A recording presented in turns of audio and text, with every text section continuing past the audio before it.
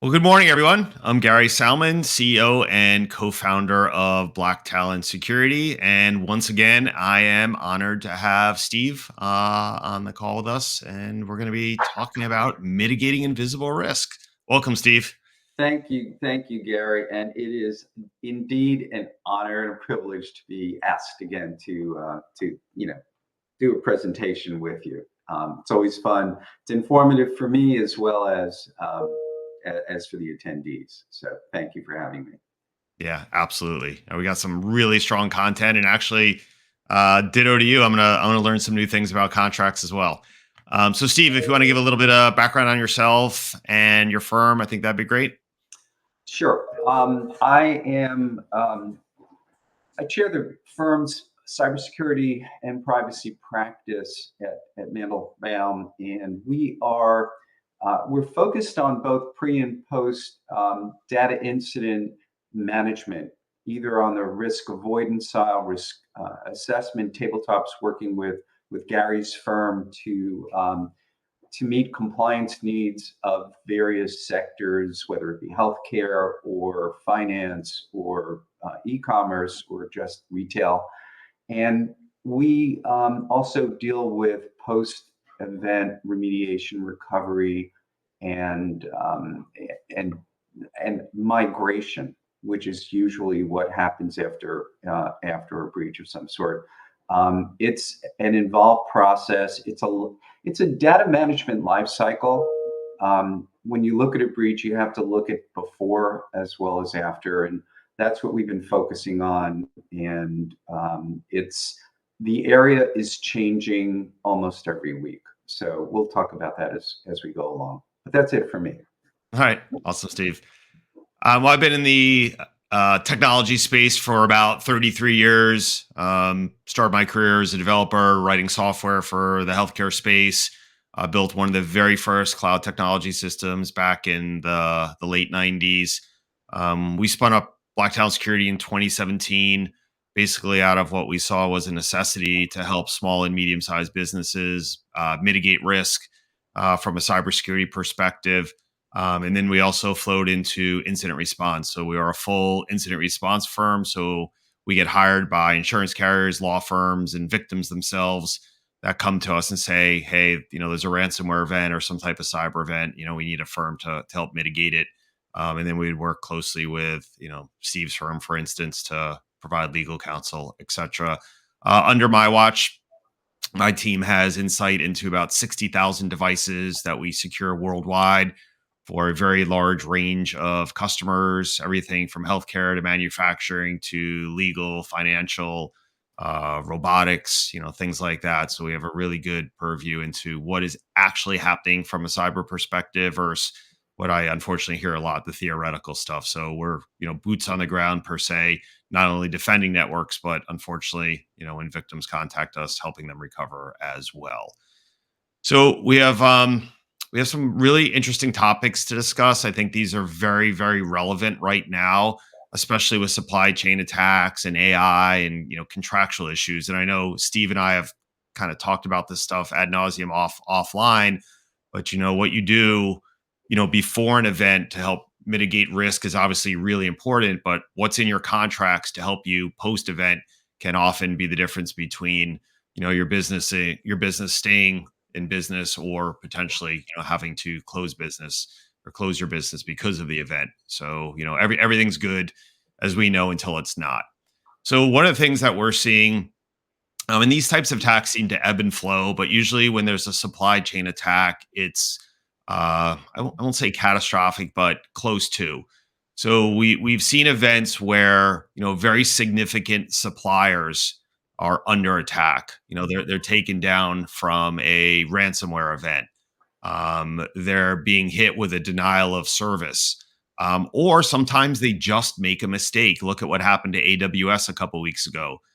2 days ago, Cloudflare had an issue which brought down a good chunk of the internet. So these are types of events that may impact your business, and it may not be a direct attack, right? So another type of supply chain attack, maybe you're a supplier of uh, parts right? And you need those parts to be able to sell to your customers. And the company that provides those parts to you, they get hit with an attack. So they can't provide the parts to you. You can't provide those parts to your customer. And that is a supply chain attack. Maybe they were taken down in a ransomware event. Service disruption. Maybe you are a software company, or your entire operation runs in AWS or Google, and those solutions get taken down in either a technical or a cyber event, and now you can't function as an organization because you're relying on other technology players to function.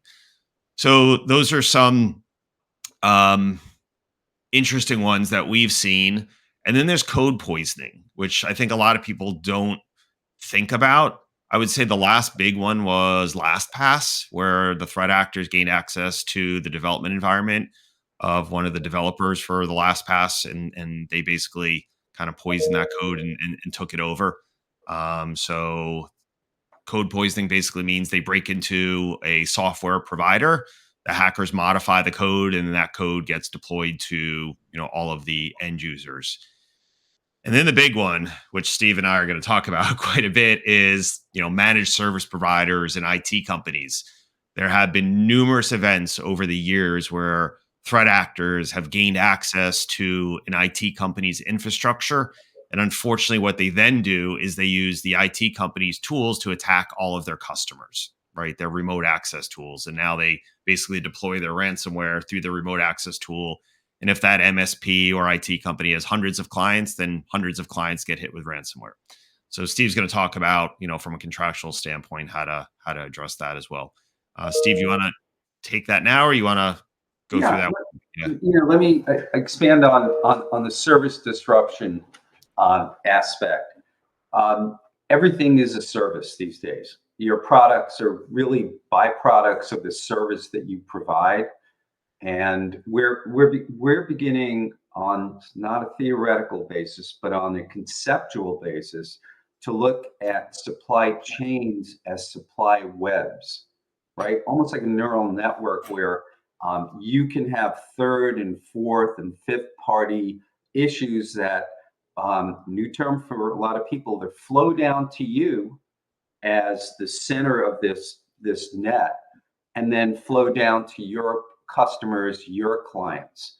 And it's an interconnection that that a disruption of any node will affect not only you but flow down to your clients, et cetera, et cetera. And so this has become rampant, and not only rampant, and we're going to talk about this as well, but timing. We're in the holiday season. Not only holiday season, but any major event that you are going to be engaging in at this point, and this is a public service announcement more than anything else. People going on vacation, people taking vacation, holidays, et cetera, mergers, acquisitions. Those are your weak points, and your threat actors are going to be looking to exploit them. So be mindful. Yep. Well said. Yeah. The flow of the impact is often dramatic. I mean, we do a lot of work in the healthcare space, and when some of these suppliers of cloud-based EMR systems or claims processing goes down, it causes significant disruption to the healthcare space. Yeah, and it's more than, it's not linear, right? Yep. It's just not linear. It's not. No. It's Yeah. not one victim, then then it becomes hundreds of victims, then it's thousands, right? I mean, it's really the snowball effect if you think about it. Yep. One healthcare system, one healthcare product gets taken down, there's hundreds or thousands of healthcare providers that can't access the data. Then there's hundreds of thousands of patients that can't get treatment, so it is extremely disruptive. And hundreds of thousands of, let's say, blood test analyzers who can't do their business because they can't get the blood that is needed to be able to make a diagnosis. It's a cascading effect that is more than linear. We'll talk more about that. Absolutely. So this is something that is becoming very, very relevant, especially in AI and cloud computing. It's really the chain of data, and one of the things that I see quite a bit when working with organizations that are accessing AI technology, that are using cloud-based solutions to manage their data, is the data is never just in one spot. I think a lot of people have this false sense of security where, oh, I'm accessing a cloud, business application or a cloud software for managing my patients. So, that data is just there, right? But then when you start peeling back the onion and really looking into the data chain, you realize, okay, well, it's not only in this database, but it's backed up here. There's a redundant backup here. We share this data, with this third party company. We have credit card processing here. We now spool some of this data out to an AI tool. Then we have text messaging to alert our customers or our patients, about an upcoming visit or whatever. And all of a sudden, you look at the chain of custody per se, or the movement of that data, and that one piece of data is in like 7 or 8 different systems. So that's one problem. And kind of, Steve, taking a play out of your playbook, the cascading effect. Now you have that data in 7 different places. You have 7 companies who potentially have access to that data, multiple people at those companies accessing the data. It becomes a really big challenge, in terms of the exposure you have, the risk, because now conceptually you have, using my analogy, 7x the risk. If your data's in 7 places, that's 7 different databases that could be potentially compromised. And what I see is, a lot of times business leaders who invest in these technologies don't realize where their data is stored and the risk associated with that. It's not only where it's stored, Gary, but Yep. under and we're becoming more like the Europeans in using our terminology, and we're starting to focus on not only who where what where your data is stored, but who processes your data, right? Who does it pass through? Because if your data passes through entity X, that and entity X has a problem, you inherit that problem. So even if they don't store the data, if they're they're a rest stop along the way, and they have a problem, you'll inherit that problem. Absolutely. And then one of the things, and we'll dig into this in a little bit more detail on the next slide, but how's the data protected? Right. And I think that is a big, big problem. I see a lot of organizations stamp the, oh, we are, this framework certified, or we're HIPAA compliant, right? We've gone through SOC audits and all these things.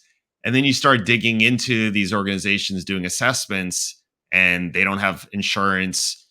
All the things that they're saying are half truths. And a lot of times these audits are all just question and answer. There's no technical tests actually being done to validate whether they are or are not secure.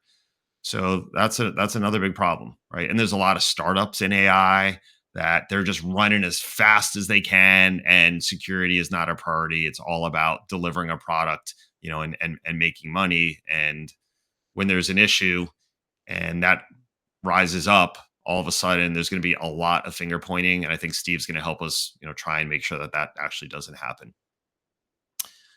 So vendor transparency, right? Understanding third party risk. I highly recommend that if your data passes through any third party, that a security risk assessment is done, right, on them, right, and that's usually done by a cyber company or a compliance company, and they can meet with those vendors. That's manage your data, store your data, transport your data, and try and ferret out whether or not they are operating in a secure manner, right? I'm sure Steve can answer this better than I can, but from a legal perspective, that may put you in a much better position, in the event of a breach. That you've done your due diligence. You can only control so much. but I would probably argue the lack of doing some type of due diligence on a company puts you at a in a worse situation. But Steve, I'd love your input on that. I actually don't know the complete answer. So, I would add fourth party risk as well, because that's becoming talk. But third party, your third party has another third party, and that third party is, for your purposes, for the client's purposes, a fourth party. And when you engage in your due diligence, you're going to be asking questions about where your information who touches your information, right? And who has access to the entity that has access to your information. Because even if that fourth party doesn't touch your information, if they contribute to a compromise of your third party, that puts you at risk, even if they don't touch that information. So you need to find out at the outset, when you negotiate with your third parties, with your vendors, who they deal with. If they, for instance, if you get a vendor that offers 15 different possible options of how to do whatever, they may not have developed all of those 15 features. You want to know who they contract with to do that. If they white box, in other words, if they take a CrowdStrike and they blend it into what they're offering, you want to know that it's CrowdStrike on the other side. And and being able to do that at the negotiation stage with the vendor is important. And you're going to get pushback. And the pushback is, well, that's proprietary, it's private. But guess what? When the client comes to me and says, we've had a data breach and we don't know where it came from, my client still has a legal obligation to report and to notify, and is subject to all sorts of liability if that doesn't happen. So, Gary's company deals with risk. We assess risk on the legal side. Gary's Black Talon assesses on the managed security side, but you have to identify those risks in order to be able to address them.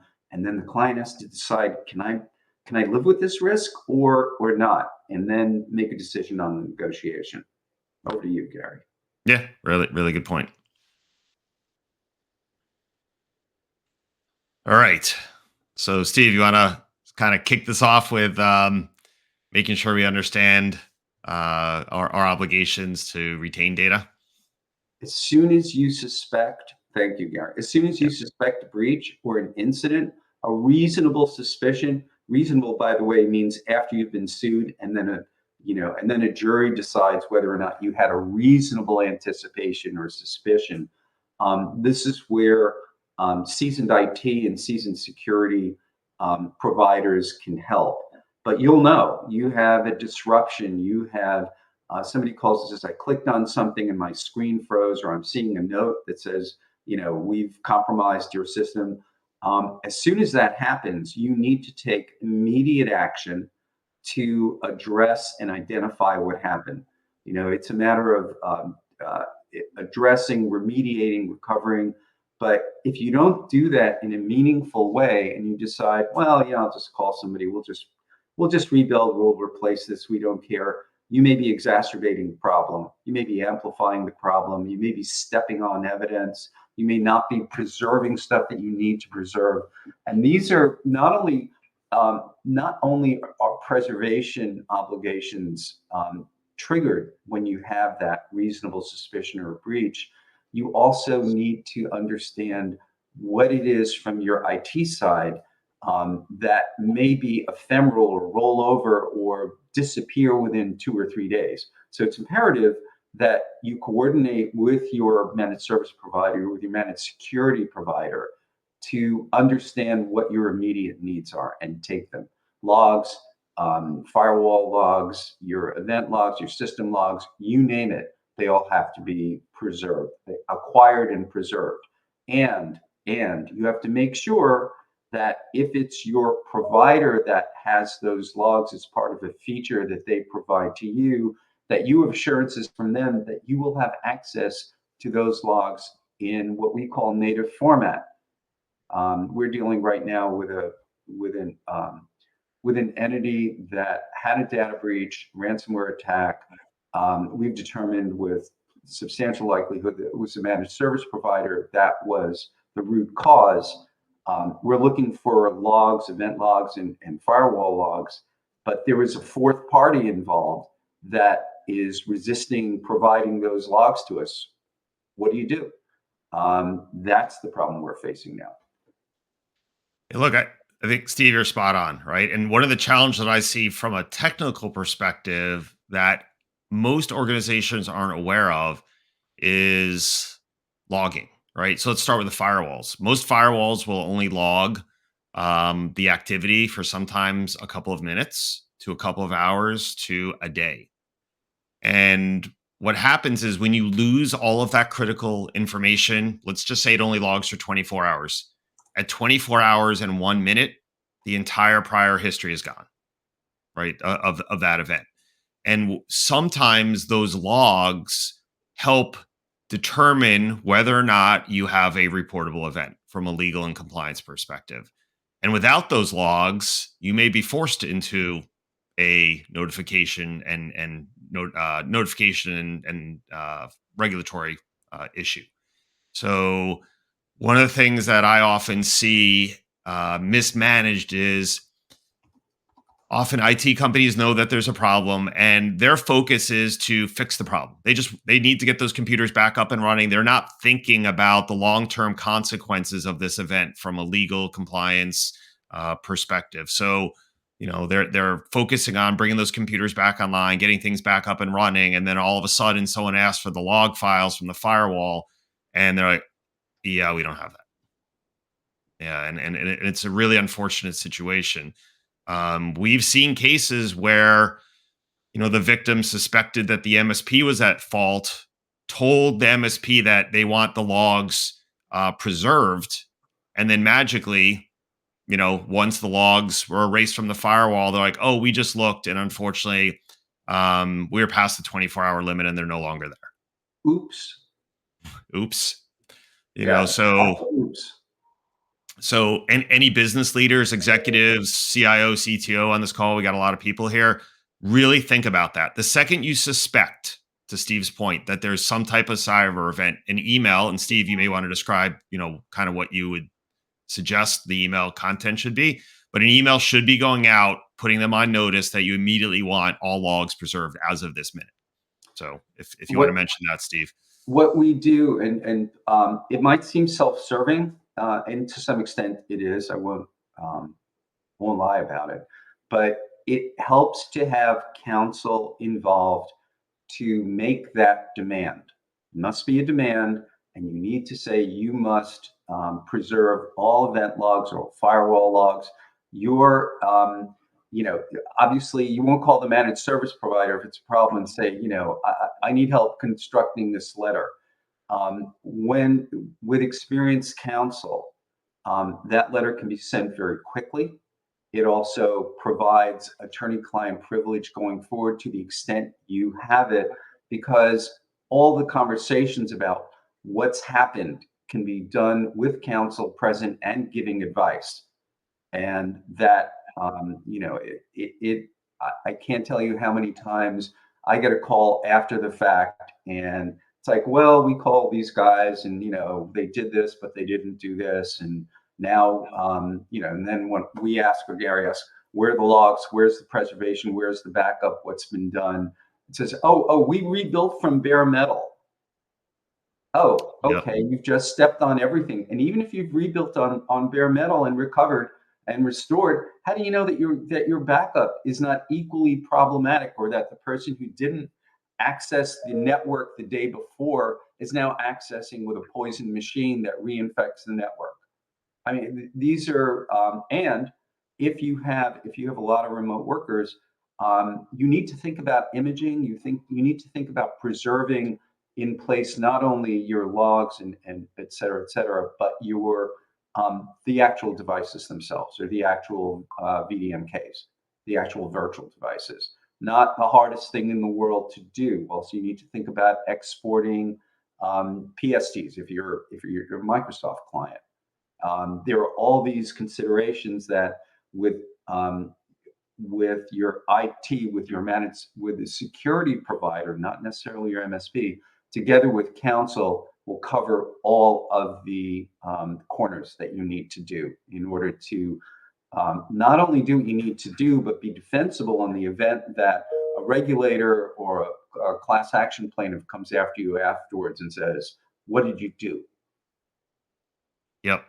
And I think you bring up kind of a good point as well, which is it's really important to bring in a third party, right? If you look at what the insurance carriers are doing when they get a claim from the victim of a cyber event, they're not having their MSP do the remediation. They're bringing in a third party, right? That's going to be impartial during the remediation and our experience. And in my opinion is, I'd love to hear yours, Steve. I think that's really, really important, right? Because I think when you're the provider of IT for a company and there's been an event, you kind of want to make sure that it's not a problem, right? I'll leave it at that. When you bring in a third party, they're going to be impartial and help that organization understand exactly what happened, provide that information back to legal counsel so that those two parties together can make decisions on the next steps. So, Look, you may have the best service provider out there. right. That's fine. Sometimes they make mistakes, sometimes they don't. They are a third party. They are not. They are not under your control, and they will be considered to be a third party. Um, you have to look at that not necessarily as adverse, but as potentially adverse, because whatever you find is whatever you find, and you can't. It's like doing an audit. If you're going to certify that you've conducted a SOC 2 audit or a NIST CMMC audit, you don't do it internally. You don't do it internally because it biases the report, it biases the determination. So your safest bet is to bring in that third party. Yes, it costs money, and by the way, if you don't have cyber insurance, it will cost you money. If you have cyber insurance, most likely it will be covered. You have to check your insurance policy and sublimits. We can talk about that maybe later. But in the end, it's going to cost, but it's a cost that will be multiplied 10 times if you don't take care of it at the outset. Good point. Yeah, we advise all of our clients, Steve, even if you're using us for protection, get cyber coverage. Nothing's guaranteed, right? Can't control everything. That's right. All right. Must have clauses. Uh, um, all right. Flow down. What's flow down visibility? You want to make sure that that service providers to you provide the transparency that you need to have in order to comply with a problem that arises from them. Okay. And how will you know? Well, Cloudflare went down last week. If it turns out that Cloudflare's outage was a result of a breach which involved your client's information, and could be, we don't know, that becomes an issue. Cloudflare, I think, disclosed, correct me if I'm wrong, Gary, that it was a bug in one of their service providers' features. I don't know what that means. Right. And that's, to me, that's troubling.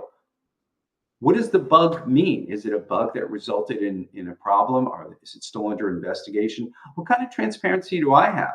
So I want to make sure for my client that I have the transparency so I can report and notify, and I can also, we'll also ask for indemnification in the event that the root cause was the vendor. You want the vendor to have sufficient insurance, cyber insurance.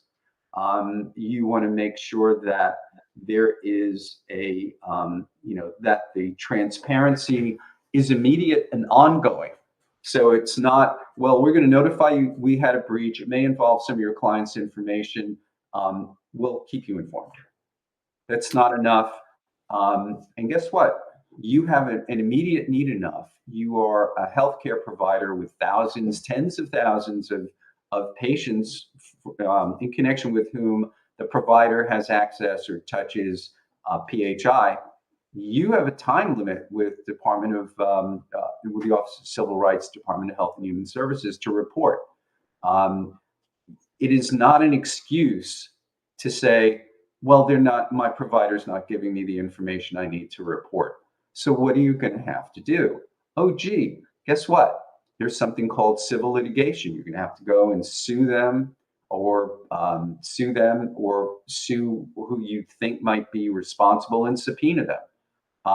That's about 100 grand to do that. You need to have that protection in advance. And I know I'm kind of going perhaps a little bit further than the slide. You need to make sure that you have retention of raw logs. Raw logs means native format, not PDFs of logs, right? And by the way, when you pay for a service that generates logs, those logs are your property.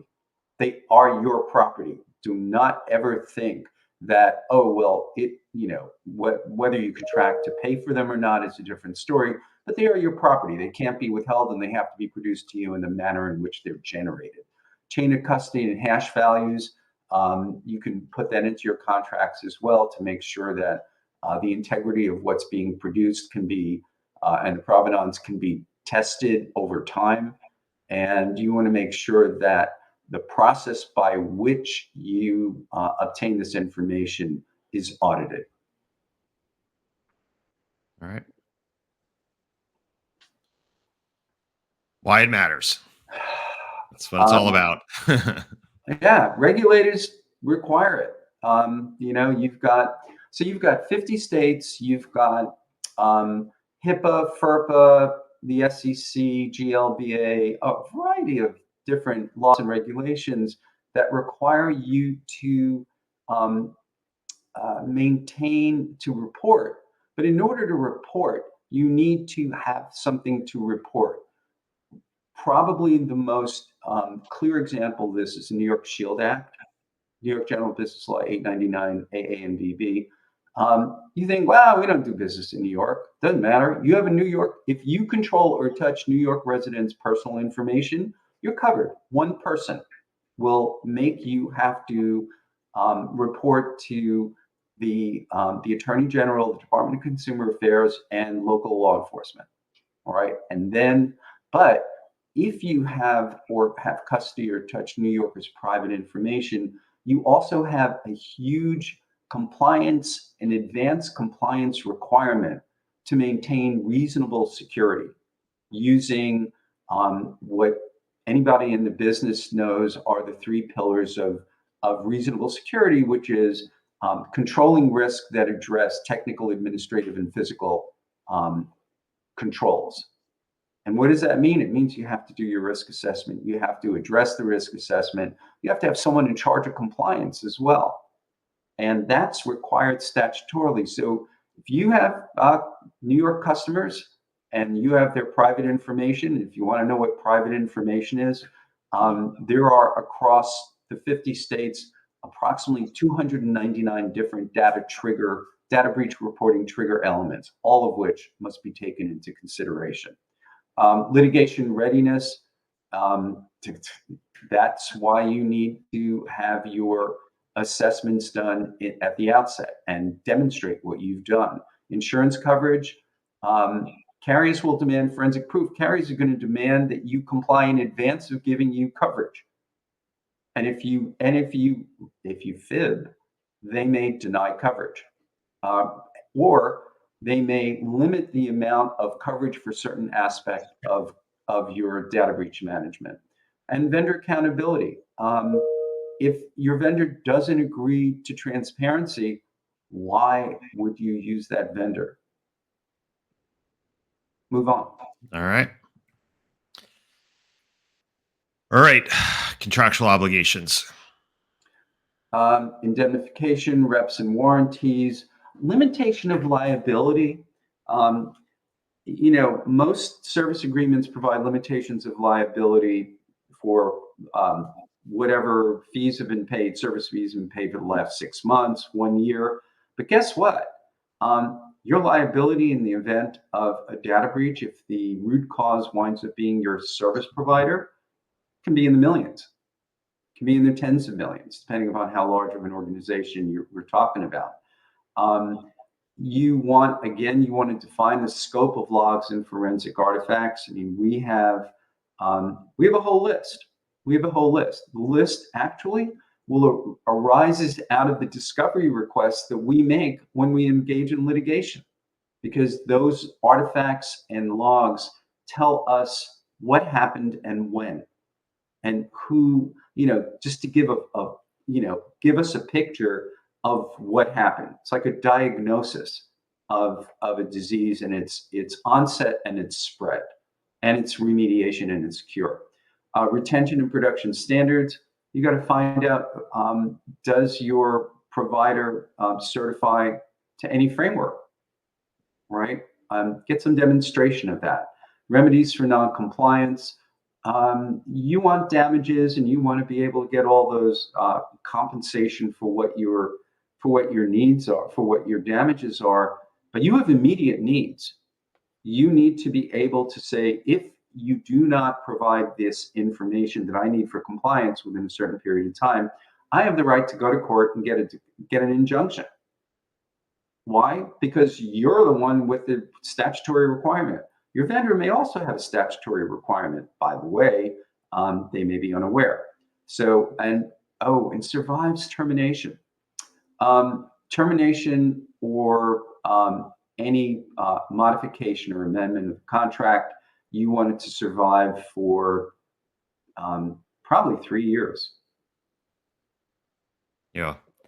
It's interesting, Steve. I recently saw firsthand a scenario where an MSP was breached, and it was brought to their attention that they were breached because their data was on the dark web, and they denied, and weren't providing any type of timely information back to their client, right? So the client of the MSP. And one of the things I advised them was, go look at your contract. What does your contract say? What have they committed to or not committed to? And start from there. You have, counsel representing you. You may need to leverage or flex a little bit there. So I think all of this is so important. And without those clauses within their contract, it may put them in a very precarious situation. Right. So in the end, we couldn't get an answer. So you know what we did? We had them terminate their agreement and cancel all connections to that MSP, to reduce their risk. It was all done literally within minutes, that they disconnected their remote access software, removed all their tools, because if that MSP was actually under attack, I didn't want them to be a victim too.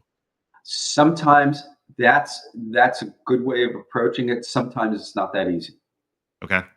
Sometimes, because if you have credentials that have to be transferred, yep, and the MSP owns those credentials. So by the way, when you license anything, you have to make sure that you have owner or super admin rights, so that if you cut off a vendor immediately, you can immediately have either successor or someone else or some other entity take over.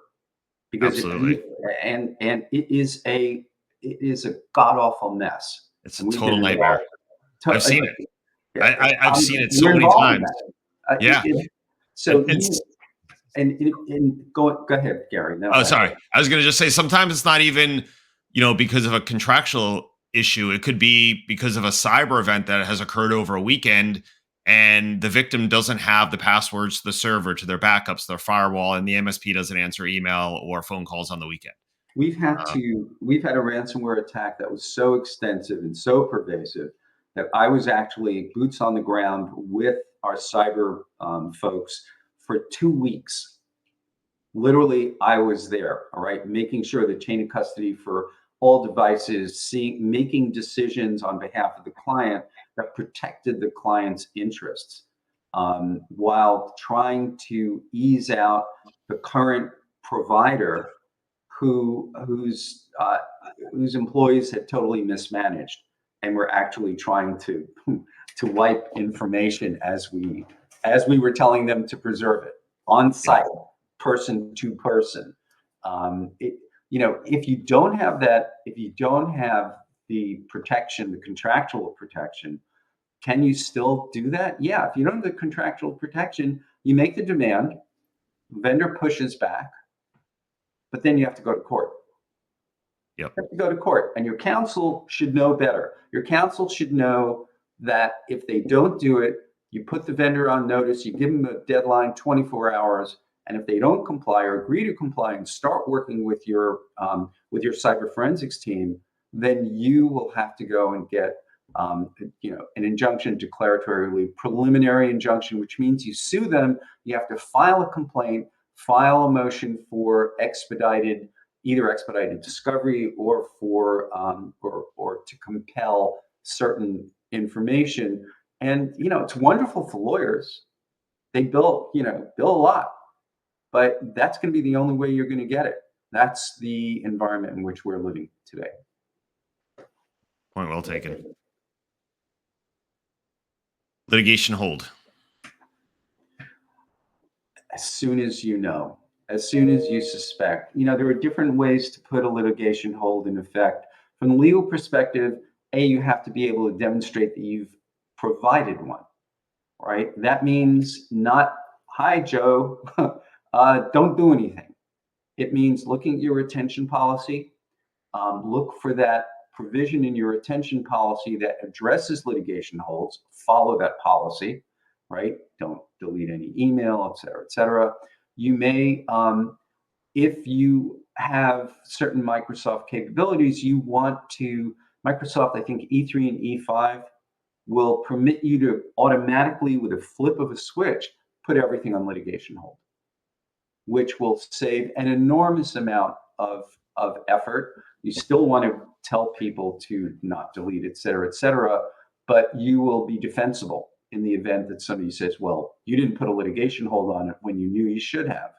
Um, you know, you and what's interesting is that I'm encountering clients who do a fair amount of business, large revenue, high volume, high revenue clients who are using, like, what is it that below Microsoft E1?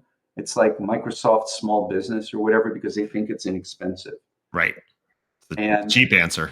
it's a cheap answer that costs, because then when you want to defend, you don't have the ability to use tools like Purview or what have you. And these days, it's not getting any easier. When you get sued, if you get sued for a violation, for a data breach, it's going to be, just to answer the complaint will usually run you about 100 grand, right? That's a lot. To settle, you're talking anywhere in the high six to high seven figures and eight figures. And if you have insurance, that's fine, but you're still going to be enmeshed in litigation. Your litigating counsel will become your best friend, and it's going to be invasive, and it's going to be intrusive, and you're going to be subject to long periods of discovery and depositions and document production requests. Absolutely. All right. Contract review playbook. Have your checklist ready.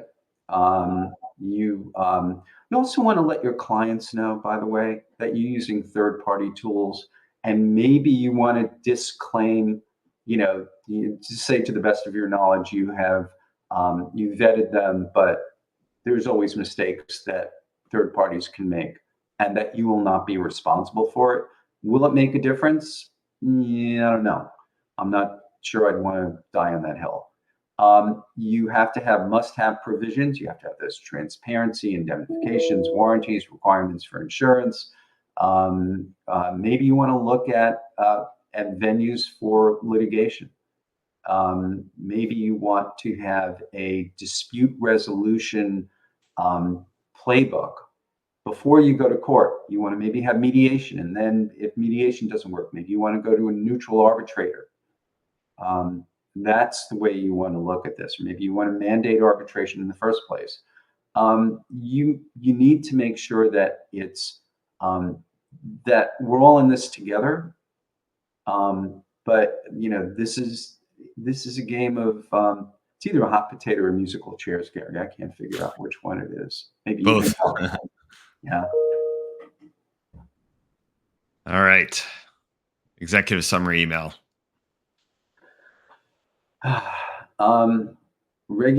You have risks. All right. There are 4 ways to deal with risk. You can ignore it, which means you haven't looked for it, which means you're immediately in the penalty box. You can mitigate the risk in a number of ways. You can transfer the risk through insurance, risk through indemnifications with vendors, through reps and warranties, through disclaimers, all that. It may or may not work, but you should have that. But in order to do that, you need to know what your risks are, right? And the risks arise from, again, those 3 pillars: technical, which is your technology; administrative, which is your policy and your people processes; and your physical controls, like doors, door locks, and biometrics, and whatever for access, that will contribute to not only protecting your information, but making you reasonably to be able to make a defensible argument in the event that something happens. And something will happen. Regulators, if you tell a regulator, hey, we've done A, B, C, D, E all the way down the line, the likelihood, because of the proliferation of events, you may not be handed down a very large penalty or any penalty at all. But you have to show not only that you've taken care of business before, but that you've also done the appropriate remedial steps to prevent whatever it is from happening again.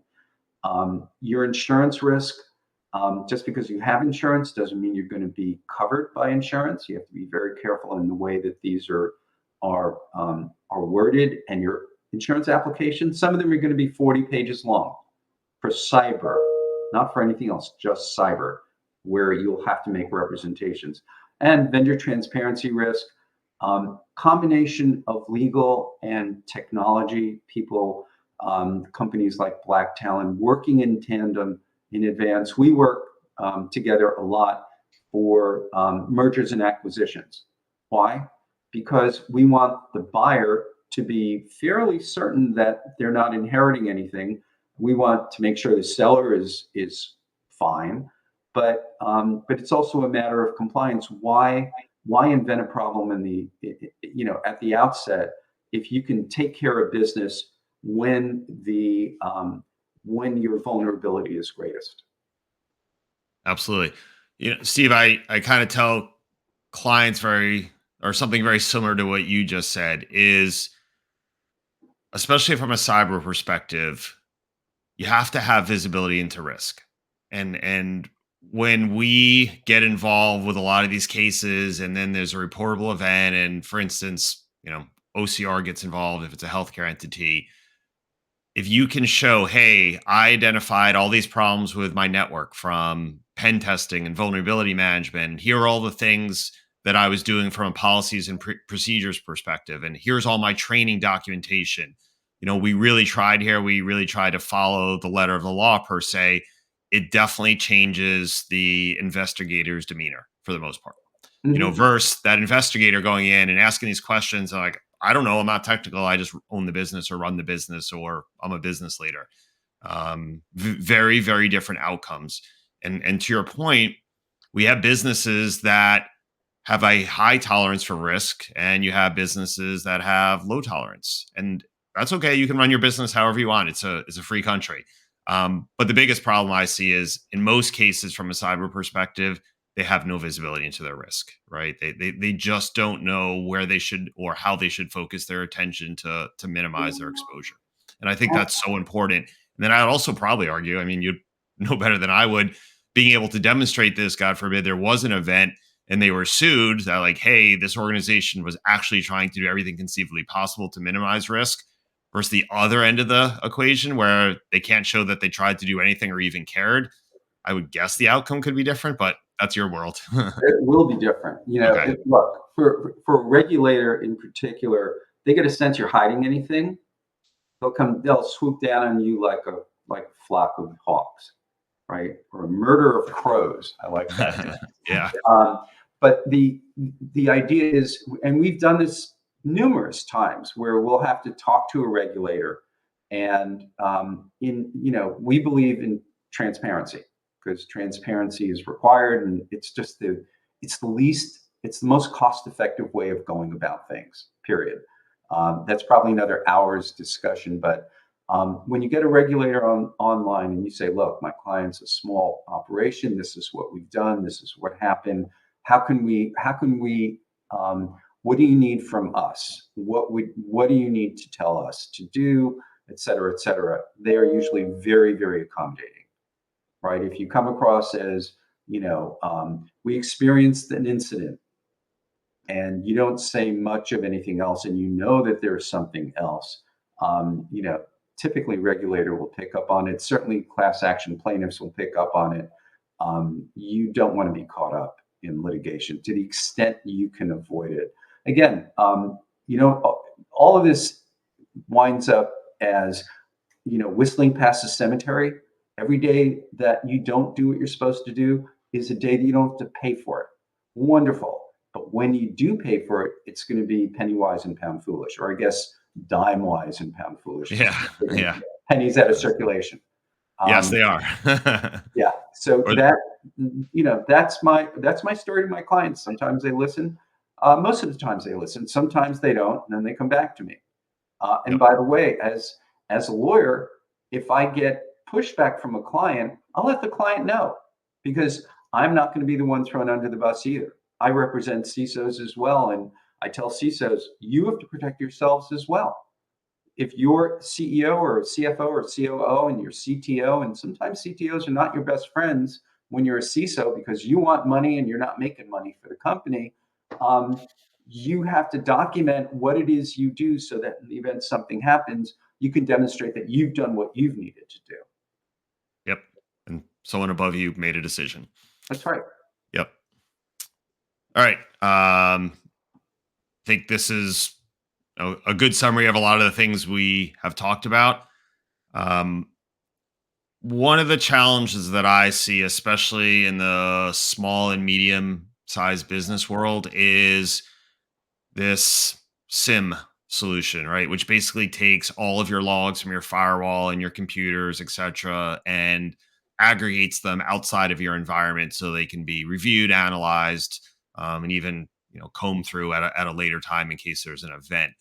I think one of the challenges that I see is most businesses, when you tell them, hey, you need a good SIEM solution, or SIM, however you want to pronounce it, 50/50, and then you tell them the price, so like, oh, no, I'm not, that's way too expensive. I'm not dealing with that. But I think if you listen to everything that Steve's been saying, this is so important. Organizations really, really need this type of data. And I would actually argue that, one, it can identify a big problem early on when it's just a little problem, when there's smoke versus an inferno. And then, second, if you do have an event, these logs may be able to tell you whether or not you have a reportable event. And in the absence of being able to determine that, I don't want to speak for Steve, but I would probably argue, if you can't prove that your data wasn't taken or accessed and you're in a regulated environment, you probably have to report it. So That's one of the hardest things to yeah. figure out. If everything's been rebuilt and you have no visibility into what happened, other than that you were hit by ransomware, uh, you, you're going to have to either guess. And what does guess mean? It means that, well, um, the life cycle of a cyber intrusion, of a cybersecurity attack, doesn't begin at the manifestation. It begins at the intrusion. And if typically, even with ransomware attacks, somebody's been in your system for months. And if they've been in your system for months, they've been traversing your network for months. And if they've been traversing your network for months, they've probably been everywhere, touched everything, or Yep. maybe exfiltrated everything. So when you have to black box that, all of a sudden, oh, everybody whose information I have is now subject to reporting a notification. If it's private information, heck yeah, yeah. And maybe you want to know that in advance. Maybe you want to do enough granularity in your data mapping to find out what it is what the extent of your exposure might be. But if you don't, how can you say that you're even compliant? Yeah, look, we know that's the modus operandi of most of these hacking groups, these threat actors. They want your data, right? And potentially even more than encrypting your computers Much with more ransomware. so. That's the Yeah, value, lots of people, I never, unless it's so dire that we have no other choice, I tell clients, do not pay ransom. right? Do A not. whole nother But discussion. with Yeah, that, yeah, it's a whole nother discussion. But yeah. another public service announcement is if you're not backing up and testing your backup, shame on you.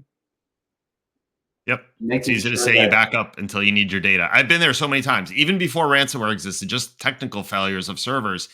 The server goes down, the hard drive's crashed. You go to restore your backup, and then there's we got a problem. or you You know? haven't patched your backup system, or it's legacy, or it's outdated. Yep. It's just gathering dust, and when you need it, you can't get it. And then maybe you can get some third-party service to do it for an insanely huge amount of money. But is this really what you want to do? Or, Right. oh, the last good backup I have is 8 months ago. Yep. Uh, Yeah. Wrong directories were tagged. We migrated business systems. They were still backing up the old system, not the new system. Yeah. We've all seen it, done it. I mean, it's the same problem even 30 years ago, right? If you look yeah. at backups back then, we're still struggling with that. You want to cover anything? I know we only have a couple minutes left, Steve. Is there anything you wanted to cover specifically? We've already, these are good red versus green comparisons. Um, good to keep in mind. Good to keep in mind. It's a good, strong summary.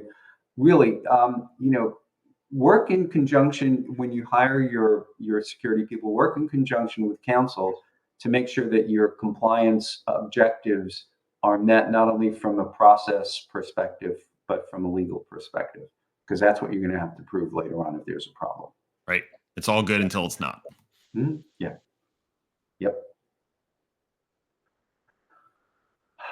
Good checklist. Yeah. I think we kind of covered this. Good checklist. Client contract provisions, right? Just general protective provisions. I'd add your reps, warranties, insurance, and transparency, and affirmative rights to acquire. Not only that you need to, but that you have the right to seek them is important. Great. By the way, there is a vendor out there there are two vendors. One vendor I know, their provider it's a backup provider that in order to restore a backup, you need the license from the vendor. So the backup can't you can't use, it's not a standard backup format. So you're locked in. The other one is your event logs are not either not stored or not recoverable. One company that went public a year or two ago is famous for this. You have to read your bottom line and say, are my logs accessible in the first place? Yeah. Right. So, so one thing you and I talked about the other day, I do want to cover this real quick, but we mentioned who has access to your data. And one of the things that I'm seeing more and more of is you hire a firm that's in Dallas, Texas, for argument's sake, and they're monitoring your network. But the monitoring is actually outsourced to a firm in Pakistan or India, and there's no disclosure to the customer. So now you have individuals operating in these companies that probably have limited to no background checks are using equipment that I have personally seen, running cracked copies of Windows and games all over these computers that can potentially compromise them, accessing networks that contain highly confidential information. Any thoughts on that, and kind of creating awareness around that from a contractual perspective, Steve? No, you basically, you're spot on. Provide provisions that protect you. All right. I mean, obviously, contracts are always negotiated to each party's displeasure. So the idea is to negotiate for what you need, know the hills you want to die on, and know what you can give up. Yep. All right, and we're just going to make it on time. It All worked right. out well. All right. Right. So yeah, I mean, supply chain attacks. I think we discussed that in a lot of detail, right? Understand that risk. That's a real risk. Um, Work with a company that can help you do those security assessments and analysis of all those third parties that you work with to set you up for success versus failure. Steve, if you want to cover your exhibit A and B, which I know you talked about. No, we did. We did. You know Yeah. what you have to put in. Talk to your lawyers. They'll know. They'll know what you need. Don't use chat to draft your contracts. I know it's a little crazy, right? Yep. And I think this is the last bullet point. I think is worth spending a couple seconds on. Educate procurement and leadership. And I think one of the challenges that I see is, you said it, a CISO, a CTO, director of compliance, or IT will often hear from their senior leadership, hey, we want this technology, make it happen. Right. And this technology is basically being forced into this organization without anyone understanding the risk. So what I always tell these folks that are in these positions, like, push back. Right. If you really feel like this is moving too quickly, you haven't done your security assessments, your potential impact, understand, how the data is being used, et cetera. To your point, Steve, that needs to be brought up, to the appropriate leadership team. And if they say, we don't care, go for it, just document it. That's right. Yeah. Absolutely right. So, be careful out there. Yeah, absolutely. Well, Steve, this was awesome. I always learn some good legal stuff from you, so I think that's great. And I truly hope all the folks on this call got some good takeaways and are going back to their organizations and making themselves better.